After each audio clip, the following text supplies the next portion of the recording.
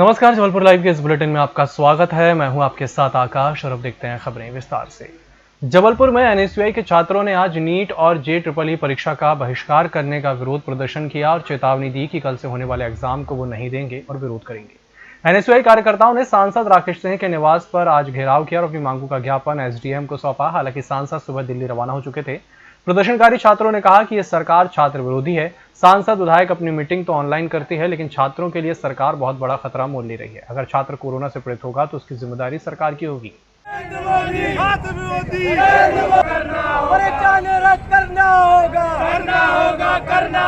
के जीवन से खेलना बंद करो, छात्र एकता जिंदाबाद।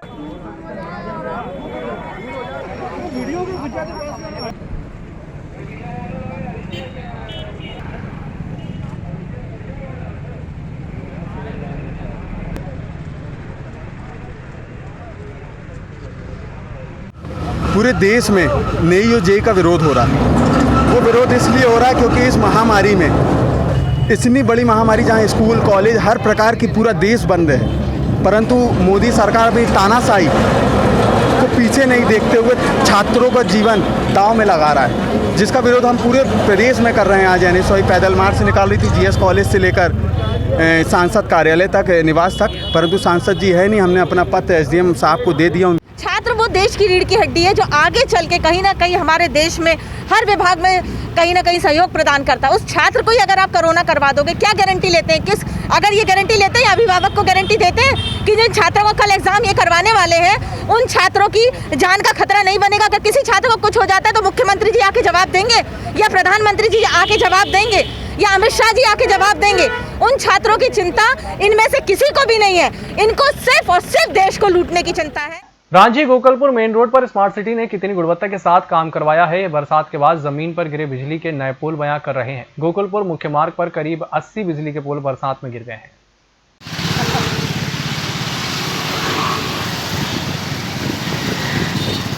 जबलपुर में कोरोना पीड़ित मरीजों को तनाव मुक्त रखने के लिए नवागत कलेक्टर कर्मवीर शर्मा ने नई पहल की है, जिसके चलते अब कोरोना पेशेंट अब मनोरंजन के साधन उपलब्ध कराए गए हैं, जिसमें कैरम, लूडो, शतरंज, म्यूजिक की सुविधा उपलब्ध कराई गई है।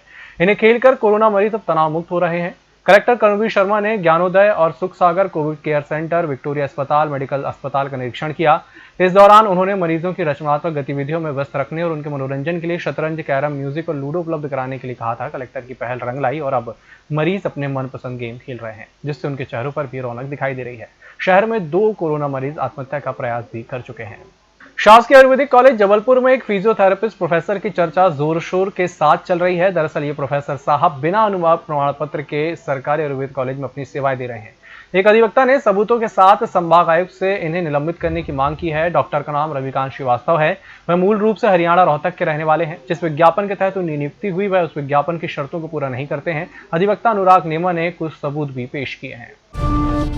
रांची क्षेत्र स्थित पुरानी मोहनिया की पहाड़ी पर झोपड़ी बनाकर रहने वाले एक ही परिवार की 13 और 6 साल की 2 सगी बहनों की सुबह कुछ घंटे के अंतराल में मौत हो गई। बड़ी बहन की तबीयत बिगड़ने और उल्टी होने और मुंह से झाग निकलने पर विक्टोरिया अस्पताल ले जाया गया, जहां उसकी मौत हो गई। इसी तरह से कुछ देर बाद उसकी छोटी बहन की भी उसी स्थिति में मौत हो गई। पुलिस के अनुसार प्रारंभिक जांच में जहरीला कीड़ा काटने से मौत होना बताया जा रहा है। वहीं मौत को संदिग्ध मानकर जांच की जा रही है और पोस्टमार्टम रिपोर्ट आने पर ही मौत के सही कारणों का पता लगाया जा सकेगा।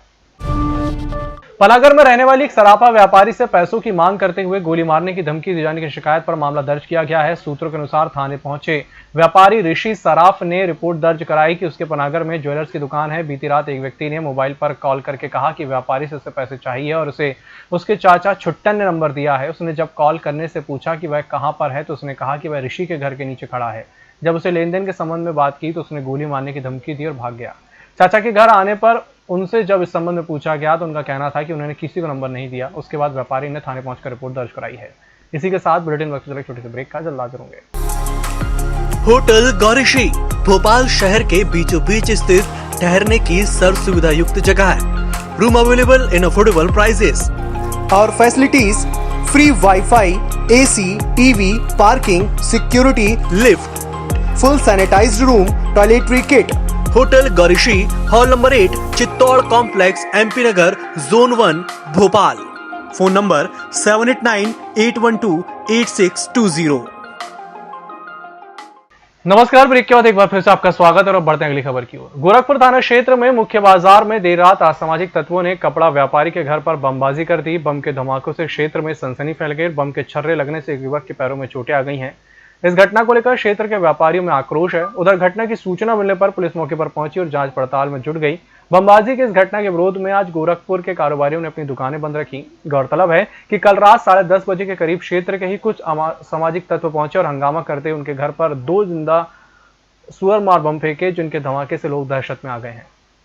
पूरा अखबार और शुभम रघुवंशी के द्वारा इन लोगों के द्वारा सामने से आके बड़े पावरफुल, बड़े तेज धमाके से बम मारे गए, जिससे कि घर के बच्चों को और हल्की फुल्की खरोच आई है।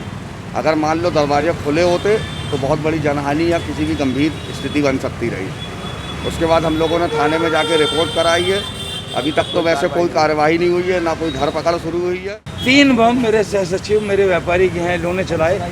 छोटे छोटे बच्चे को ऊपर आप देखिए खेल रहे हैं, घर में बम फूटा, एक बच्चे के हल्के पैर में स्टॉच आई, 2 बम बाहर फूटे।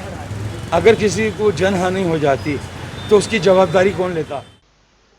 एमपीवी नयागांव एरिया में तेंदुए के लगातार मूवमेंट से वहां रहने वाले परिवार भारी दहशत में हैं। गत रात कारोबारी महेश केमतानी के घर में तेंदुआ घुसने के बाद एक प्रशासनिक अधिकारी के बंगले में तैनात सिक्योरिटी गार्ड को अजीबोगरीब आवाजें सुनाई पड़ी। सड़क पर घूमने वाले कुत्ते को यहां वहां भगता देख गार्ड समझ गया कि आसपास कोई तेंदुआ है, जिसके कारण वह बंगले के गेट पर बनी चौकी के अंदर चला गया और टॉर्च से पेड़ पर लाइट मारी तो एक जवान तेंदुआ उसकी तरफ घूमता हुआ गुर्रा रहा था।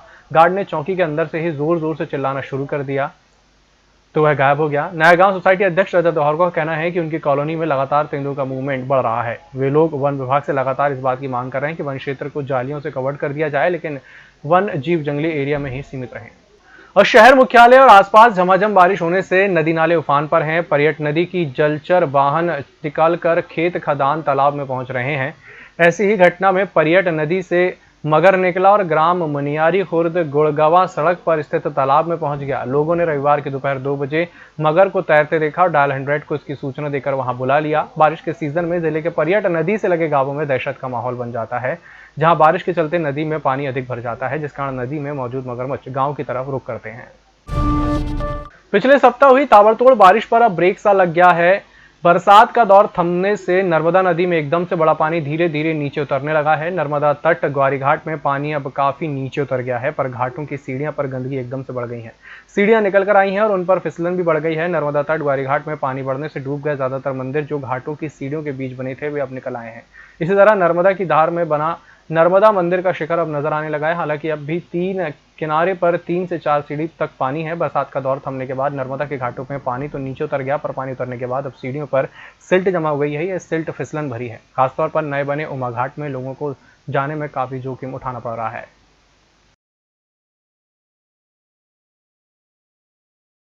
अलायंस क्लब की महिलाओं ने मां भारती क्लब के बैनर तले प्रशासन की गाइडलाइन के अनुसार घर पर ही गणेश उत्सव मनाया। गणेश के 10वें दिन क्लब की अध्यक्षता ज्योति जैन की अगुवाई में क्लब के करीब 50 बहनों ने घर ही पर ही गणेश भगवान का पूजन किया। सोशल मीडिया पर सचिव सुषमा बजाज, कैशियर उल्का साहू, प्रभा गुरु, सरिता कौरव, सीमा राजपूत, नीलम साहू, चंदना पाल, दीपा गुप्ता ने क्लब के सदस्यों ने अपने फोटो सोशल मीडिया पर अपलोड किए। महिलाएं अब घर पर ही गणेश विसर्जन करेंगी।